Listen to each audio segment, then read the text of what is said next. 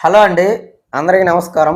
నేను మీ Veerabrahmam, consultant pharmacist B pharmacy. Welcome back to our channel pharma and health YouTube channel. ఈ రోజుల్లో ప్రపంచవ్యాప్తంగా అందరూ చెప్పే కామన్ ప్రాబ్లము, యూనివర్సల్ ప్రాబ్లం వచ్చేసరికి గ్యాస్ ట్రబుల్. పేరు మాత్రం అందరికి ఒకటే. కానీ దానివల్ల వచ్చే ఇబ్బందులు గానీ, లక్షణాలు గానీ ఒక మనిషికి, ఇంకొక మనిషికి చాలా డిఫరెంట్‌గా ఉంటాయి. ఫర్ ఎగ్జాంపుల్ ఒక మనిషికి గ్యాస్ పట్టడానికి కారణం ఒకటైతే, ఇంకొక మనిషికి గ్యాస్ పట్టడానికి కారణం ఇంకొకటి అయి ఉంటుంది. కాబట్టి అందరికీ ఒకే రకమైన చిట్కాలు కానీ, ఒకే రకమైన డైట్ కానీ, ఒకే రకమైన మెడిసిన్ గానీ, ట్రీట్మెంట్ గానీ పనిచేయదు. ఇది 100% నిజం, పక్కా.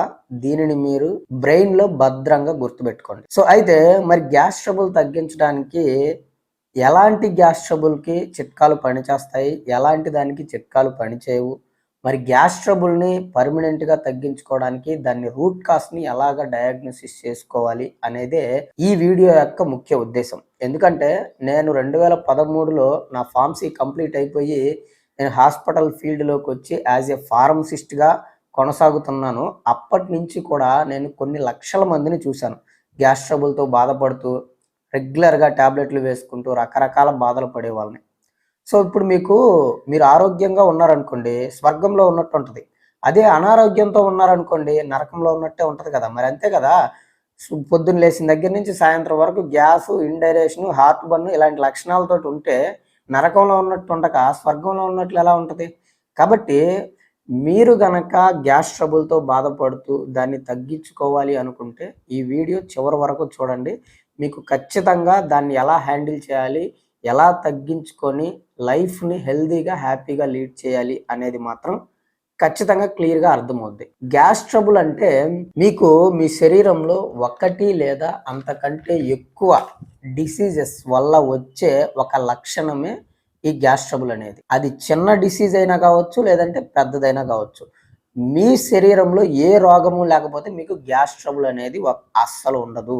ఒకవేళ మీకు ఈ గ్యాస్‌తో పాటు గనక హార్ట్ బర్ను, ఇండైజెషను, బ్లాటింగు, నాజియా, వామిటింగు ఇలాంటి లక్షణాలు గనక మీరు క్యారీ చేస్తున్నారనుకోండి గ్యాస్‌తో పాటు, అప్పుడు మీకు ఈ లక్షణాల్లో 1 గాని, 2 గాని, 3 గాని ఉంటే అప్పర్ జిఐ ట్రాక్‌లో ఏదో ఒక ప్రాబ్లమ్ ఉంది అని అర్థం. మీరు డాక్టర్ దగ్గరికెళ్ళి ఎండోస్కోపీ లాంటి టెస్ట్ చేయించుకుంటే అప్పుడు మీకు బయటపడిద్ది.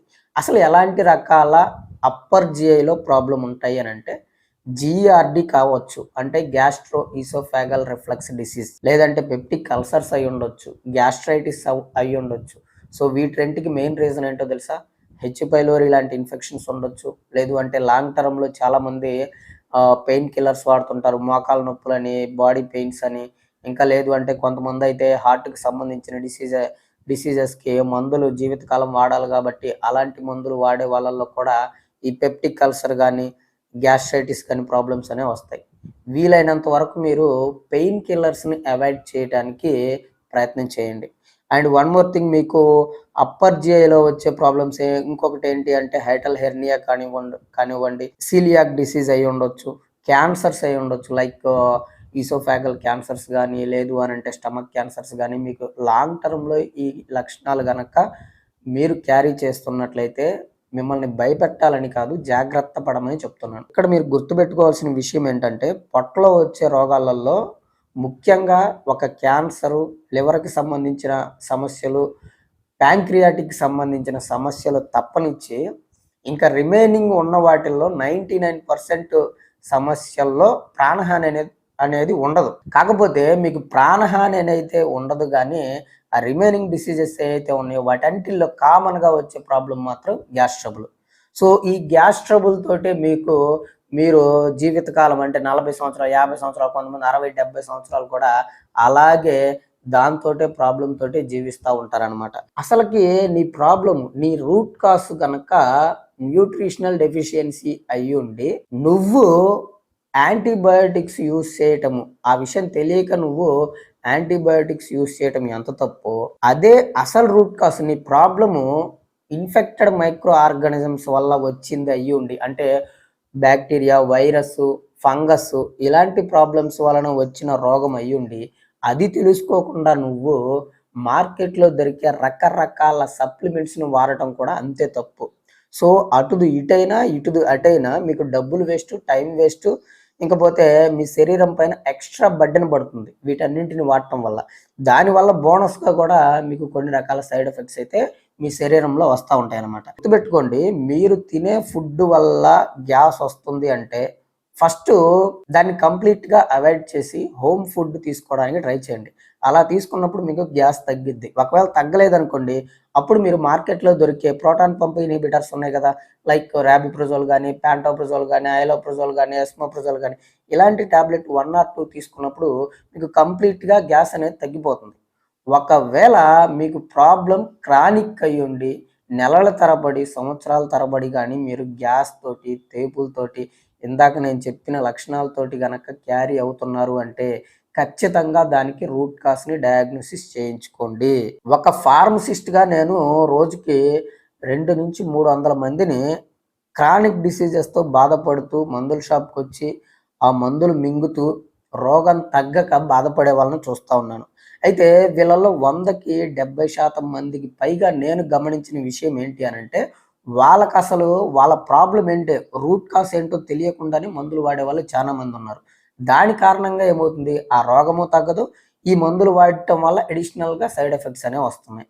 కాబట్టి నేను నా యొక్క మెయిన్ మోటో ఏంటి అనంటే, అసలు పేషెంట్లు రూట్ కాస్ని ఎలా డయాగ్నోసిస్ చేసుకోవాలి, మీకు వచ్చే లక్షణాలను బట్టి మీకు డాక్టర్స్ ఎటువంటి టెస్టులు చేస్తారు, ఏ టెస్ట్లో మీకు రూట్ కాస్ అనేది డయాగ్నోసిస్ అవుతుంది, మీకున్న లక్షణాలను బట్టి రూట్ కాస్ ఎలా ఉండబోతుంది, అసలు మీరు కరెక్ట్గా ఎలాంటి డాక్టర్ని కన్సల్ట్ అవ్వాలి అనే బేసిక్ ఇలాంటి విషయాలు, బేసిక్ నాలెడ్జ్ని ప్రతి ఒక్క పేషెంట్కి అందించాలి అనేదే ఫార్మసిస్ట్గా నా యొక్క ముఖ్య ఉద్దేశం. అయితే నేను అల్లోపతి ఫార్మసిస్ట్ అయినప్పటికీ కరెక్ట్గా రూట్ కాస్ డయాగ్నోసిస్ అయిన తర్వాత అల్లోపతి మెడిసినే వాడమని నేను చెప్పను. ఎందుకు అనంటే, మీకు 100కి 100% జబ్బుల్లో అల్లోపతి మెడిసినే పనిచేస్తుంది అని నేను చెప్పను.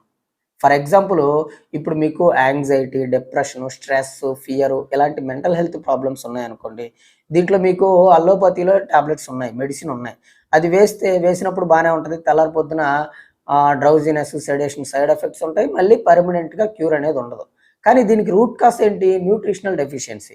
కాబట్టి మీరు ఆ న్యూట్రిషన్ ఏదైతే డెఫిషియన్సీ వచ్చిందో దాన్ని తీసుకున్నట్టయితే మీకు పర్మనెంట్గా సొల్యూషన్ ఉంటుంది. కాబట్టి యాజ్ ఏ ఫార్మసిస్ట్గా నేనేం కోరుకుంటాను అంటే, పేషెంట్కి కరెక్ట్ రూట్ కాస్ డయాగ్నోసిస్ అవ్వాలి, దానికి తగ్గ ట్రీట్మెంట్ తీసుకొని పేషెంట్ ఫైనల్గా హెల్దీగా, హ్యాపీగా ఉండాలి. అది అల్లోపతి మెడిసిన్ అయితే ఏంటి, ఆయుర్వేదిక్ అయితే ఏంటి, న్యూట్రిషన్ అయితే ఏంటి, హోమియోపతి అయితే ఏంటి, ఫైనల్గా పేషెంట్ యొక్క హెల్త్ అనేది మనకి 100% ఇంపార్టెంట్. ఇప్పుడు మీరు గ్యాస్ అనేది ముఖ్యంగా 3 రకాలుగా ఉంటుంది.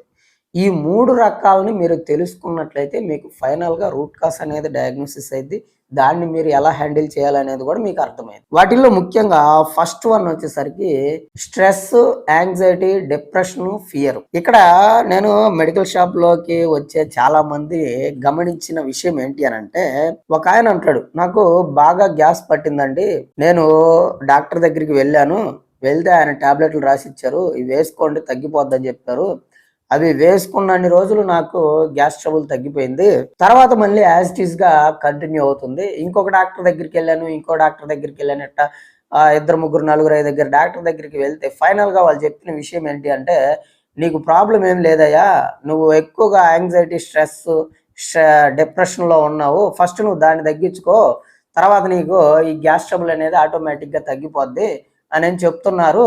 కాకపోతే అసలు నాకు ఈ స్ట్రెస్, యాంగ్జైటీ వచ్చేదే ఫస్ట్ ఆ గ్యాస్ ట్రబుల్ పట్టడం మూలంగా అది వస్తుంది అని అంటే, దానికి సొల్యూషన్ చెప్పకుండా నీకు మెయిన్ సొల్యూషన్ ఇదని చెప్తున్నారు, దాని గురించి మాత్రం ఏం మాట్లాడట్లేదు అని చెప్తున్నారు కొంతమంది. ఇంకొంతమంది అంటారు, అన్ని చిట్కాలు పాటించాను, ఆ చిట్కాలకు ఏటికి తగ్గక అవన్నీ వదిలిపెట్టి టాబ్లెట్లు రెగ్యులర్గా వేసుకుంటున్నాను, 10-20 సంవత్సరాల నుంచి రెగ్యులర్గా నేను టాబ్లెట్లు వేసుకుంటున్నాను, గ్యాస్ ట్రబుల్ ఒకసారి కనుక వచ్చిందంటే ఇంక జీవితకాలం తగ్గదు అని చెప్పేసి చెప్తున్నారు. కొంతమందికి గ్యాస్ ట్రబుల్ అనేది నెలలు, కొంతమందికి సంవత్సరాలు. సంవత్సరాలు అంటే 1 సంవత్సరం, 2 సంవత్సరాలు, 3 సంవత్సరాలు కాదండి, కొంతమందికి 30-40 సంవత్సరాల నుంచి కూడా ఈ గ్యాస్ ట్రబుల్తో క్యారీ అయ్యే వాళ్ళు ఉన్నారు. నేను ఒక్క విషయం చెప్తాను, జాగ్రత్తగా గుర్తుపెట్టుకోండి. మీకు స్ట్రెస్, యాంగ్జైటీ, డిప్రెషన్, ఫియర్ వీటి వల్ల కూడా మీకు గ్యాస్ అనేది వచ్చింది. మీకు దాని గురించి క్లియర్గా అర్థం అవ్వాలి అని అంటే మీ శరీరంలో బ్రెయిన్కి పొట్టలో ఉన్న పేగులకి, పొట్ట పేగులను ఏమంటాం మనము, గట్ అంటారు. బ్రెయిన్కి గట్కి మధ్యలో ఒక బ్రిడ్జ్ ఉంటుంది, దానినే గట్ అండ్ బ్రెయిన్ యాక్సిస్ అని అంటారు. ఇప్పుడు నీకు బ్రెయిన్లో ఏమి ఆలోచిస్తున్నావో అది మొత్తం పొట్ట పేగులకు తెలుస్తుంది, పొట్ట పేగుల్లో ఏం జరుగుతుందో బ్రెయిన్కి తెలుస్తుంది. ఈ మధ్యలో ఉన్న యాక్సిస్ ఉంది చూసారా, ఈ యాక్సిస్ ద్వారా పైకి కిందకి కమ్యూనికేషన్ అనేది చాలా స్పీడ్గా జరుగుతూ ఉంటుంది అనమాట. పైన ఏం జరిగితే కింద తెలుస్తుంది, కింద ఏం జరిగితే పైకి తెలుస్తుంది. అయితే ఇప్పుడు మీకు గట్ హెల్త్ వల్ల బ్రెయిన్ హెల్త్ పాడైతే ఒక ట్రీట్మెంట్ ఉంటుంది, బ్రెయిన్ హెల్త్ వల్ల గట్ హెల్త్ ప్రాబ్లం అయితే ఒక ట్రీట్మెంట్ ఉంటుంది. అదేంటి అంటే మీకు స్ట్రెస్, యాంగ్జైటీ, ఫియరు, డిప్రెషన్ వీటి కారణంగా గనక మీకు గట్ హెల్త్ పాడవుతుంది అంటే దాన్ని తగ్గించుకోవడానికి 100% నేను చెప్పేది మీరు చేయండి, ఖచ్చితంగా తగ్గిద్ది. అదేంటి అంటే మీకు స్ట్రెస్, యాంగ్జైటీ, ఫియరు, డిప్రెషన్ ఇవన్నీ రావటానికి ముఖ్య కారణం ఏంటంటే మీ బాడీలో సెరటోనిన్, డోపమైన్, గాబా, గ్లూటమేట్ వీటన్నింటినీ న్యూరో ట్రాన్స్మిటర్స్ అంటారు. ఇవేం చేస్తాయో తెలుసా, మీ శరీరంలో ఉన్న ఒక నెర్వ్ సెల్కి ఇంకొక నెర్వ్ సెల్కి మధ్యన సిగ్నల్స్ని ట్రాన్స్పోర్ట్ చేస్తూ ఉంటాయి. ఈ న్యూరో ట్రాన్స్మిటర్స్ ఏవైతే ఉన్నాయో ఇవే మీకు మీ మూడ్ని, స్లీప్ని, హార్ట్ బీట్ని, కాన్సన్ట్రేషన్ని, మెమొరీని వీటన్నింటినీ కూడా హ్యాండిల్ చేస్తూ ఉంటాయి. ఒక్క మాటలో చెప్పాలి అంటే ఈ న్యూరో ట్రాన్స్మిటర్ ఆధీనంలోనే మీ మెంటల్ హెల్త్ మొత్తం డిపెండ్ అయి ఉంటుంది. సో ఇవి గనక కరెక్ట్గా పని చేయాలి అని అంటే మీ బాడీలో 7 రకాల న్యూట్రియంట్స్ ఆప్టిమల్ రేంజ్లో ఉండాలి. నార్మల్ రేంజ్లో కాదండి, గుర్తుపెట్టుకోండి, ఆప్టిమల్ రేంజ్లో ఉండాలి. అసలు ఆ 7 రకాల న్యూట్రియంట్స్ ఏంటి అంటే vitamin D, vitamin B12, vitamin B1, magnesium, zinc, iron, omega 3 fatty acids, ఇంకా ఫైనల్గా 8వ రకం కాల్షియం కూడా అనమాట. సో ఈ 8 రకాల న్యూట్రియంట్స్ గనక మీ బాడీలో ఆప్టిమల్ రేంజ్లో గనక ఉంటే ఈ న్యూరో ట్రాన్స్మిటర్స్ ఏవైతే ఉన్నాయో వాటి సింథసిస్ అనేది ప్రాపర్గా జరుగుతుంది. అప్పుడు మీకు మీ మెంటల్ హెల్త్ అనేది ప్రాపర్గా ఉంటుంది. మీరు ఒకవేళ స్ట్రెస్లోకి వెళ్దామన్నా కానీ అవి వెళ్ళనివ్వు. ఎప్పుడైతే ఈ 8 రకాల న్యూట్రియంట్స్లో డెఫిషియన్సీ వస్తుందో అప్పుడు ఈ న్యూరో ట్రాన్స్మిటర్స్ యొక్క సింథసిస్లో అప్ అండ్ డౌన్ వచ్చింది అనమాట. అంటే ఫ్లక్చువేషన్స్ వస్తాయి, పైకి కిందకి వచ్చేస్తాయి అనమాట. అప్పుడు మీ బ్రెయిన్ కూడా, మెంటల్ హెల్త్ కూడా పైకి కిందకి ఉంటుంది. కాసేపు మంచిగా ఉంటారు, కాసేపు ఏమో రకరకాల పిచ్చి ఆలోచనలతోటి ఇబ్బంది పడుతూ ఉంటారు అనమాట. కాబట్టి బ్రెయిన్ హెల్త్ వల్ల గట్ హెల్త్ డ్యామేజ్ అవుతుంది అని అంటే దీన్ని కనుక మీరు ఫిక్స్ చేసుకున్నారంటే మీకు బ్రెయిన్ హెల్త్ సెట్ అయిపోతుంది, ఆటోమేటిక్గా గట్ హెల్త్ కూడా సెట్ అయిపోద్ది. ఇక్కడ రెండో పాయింట్ ఏంటి అంటే చాలా మందికి గట్ హెల్త్ వల్ల బ్రెయిన్ హెల్త్ డ్యామేజ్ అవుతుంది అని అంటారు. దానికి ఎగ్జాంపుల్, నువ్వు పొద్దున్నే లేచావు, దొడ్లోకి వెళ్ళావు. సో బాత్రూమ్కి వెళ్ళినప్పుడు నీకు కంప్లీట్గా క్లియర్ అవ్వకపోవటం కానీ, లేదంటే మలబద్ధకంగా ఉండటం కానీ, లేదంటే కొంచెం మోషన్ వచ్చింది ఇంకా రిమైనింగ్ లోపలే ఉండిపోయింది, ఇంకా పొట్టంతా ఉబ్బరంగా ఉందని కానీ బయటకు వచ్చేసరికి అలా ఉంది అని అనుకో. అప్పుడు నీకేమవుతుంది అంటే ఆ రోజు మొత్తము బ్రెయిన్కి సిగ్నల్స్ వెళ్తూ ఉంటాయి, నా పొట్ట ఇంకా క్లియర్ అవ్వలేదు, నాకు ప్రాబ్లం తగ్గలేదు అని చెప్పేసి. అప్పుడు ఏమైంది, గట్ హెల్త్ వల్ల బ్రెయిన్ హెల్త్ ఇబ్బంది పడుతుంది అనమాట. సో దీన్ని ఫిక్స్ చేయాలి అని అంటే నువ్వేం చేయాలి అని అంటే ఫస్ట్ దానికి గల రీజన్ని తెలుసుకోవాలి. నీకు కాన్స్టిపేషన్ వచ్చిందంటే దానికి గల రీజన్ని తెలుసుకొని దాన్ని ఫిక్స్ చేసుకున్నాం అనుకోండి, అప్పుడు గట్ హెల్త్ సెట్ అయిపోద్ది. దాని కారణంగా ఏమవుద్ది, నీకు పొద్దున్నే బాత్రూమ్కి వెళ్ళంగానే ఫ్రీగా మోషన్ అయిపోయింది, బయటికి రాగానే నువ్వు యాక్టివ్గా ఎనర్జెటిక్గా ఉన్నావు అనుకోండి, నీ బ్రెయిన్ కూడా ఏమవుద్ది, బాగా ఫుల్గా బాగా యాక్టివ్గా ఉంటుంది. అలా లేదనుకోండి బ్రెయిన్ హెల్త్ డ్యామేజ్ అయిపోతుంది. కాబట్టి దానికి రూట్ కాజ్ ఏంటో కనుక్కొని దానికి సంబంధించిన టెస్టులు చేయించుకొని దానికి సంబంధించిన ట్రీట్మెంట్ తీసుకుంటే అక్కడ అది సెట్ అయిపోద్ది, దానివల్ల ఇది కూడా సెట్ అయిపోద్ది అనమాట. తర్వాత రెండవది వచ్చేసరికి, ఆల్రెడీ రెండవది నేను ముందుగానే డిస్కస్ చేశాను. ఏంటి అంటే మీకు ఎక్కువగా తేపులు రావటము, హార్ట్ బర్న్ ఇవన్నీ కూడా అప్పర్ జిఐ ట్రాక్కి సంబంధించినవి అనమాట. అంటే మీకు ఫర్ ఎగ్జాంపుల్ మీరు తింటున్నప్పుడు గాలి లోపలికి వెళ్ళిద్దండి, అలా వెళ్ళటం వల్ల మీకు తేపులు వచ్చాయనుకోండి, అది చాలా కామను, మైనర్ ప్రాబ్లమ్. అంటే 1 ఆర్ 2 టైమ్స్ మీకు తేపులొస్తాయి. మళ్ళీ నార్మల్ అయిపోతారు. కానీ అలా కాకుండా మీకు రెగ్యులర్‌గా డేలో ఎక్కువగా తేపులు రావటం, ఆ సింప్టమ్స్ గనుక ఉన్నాయంటే అప్పర్ జీఐ ట్రాక్‌లో ప్రాబ్లమ్ ఉంది అని అర్థము.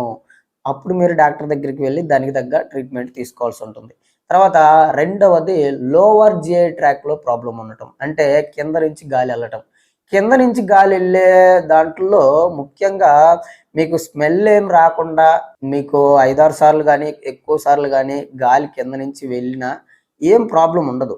బట్ అక్కడ మీకు స్మెల్ గనక వస్తా ఉండి కాన్‌స్టిపేషన్‌గా ఇలాంటి లక్షణాలు గనక ఉన్నాయి అనంటే మీకు ఖచ్చితంగా లోవర్ జీఐ ట్రాక్‌లో మీకు ప్రాబ్లమ్ ఉంది అని అర్థం. అంటే అది ఐబీడీ కావచ్చు, క్రాన్స్ డిసీజ్ కావచ్చు, ఇంకపోతే స్మాల్ ఇంటెస్టైన్‌లో ట్యూబర్క్యులోసిస్ బ్యాక్టీరియా ఉండొచ్చు. ఇంకా రకరకాల ప్రాబ్లమ్స్ ఉండొచ్చనమాట. కాబట్టి మీరు డాక్టర్ దగ్గరికి వెళ్లి కొలనోస్కోపీ టెస్ట్ గాని, దానికి సంబంధించిన టెస్ట్‌లు గాని చేయించుకొని, ఆ రూట్ కాస్‌ని గనక ఫిక్స్ చేసుకున్నట్లయితే కింద నుంచి గాలి రావటం గాని, లేదు అంటే ఆ సింప్టమ్స్ గాని తగ్గిపోతాయి.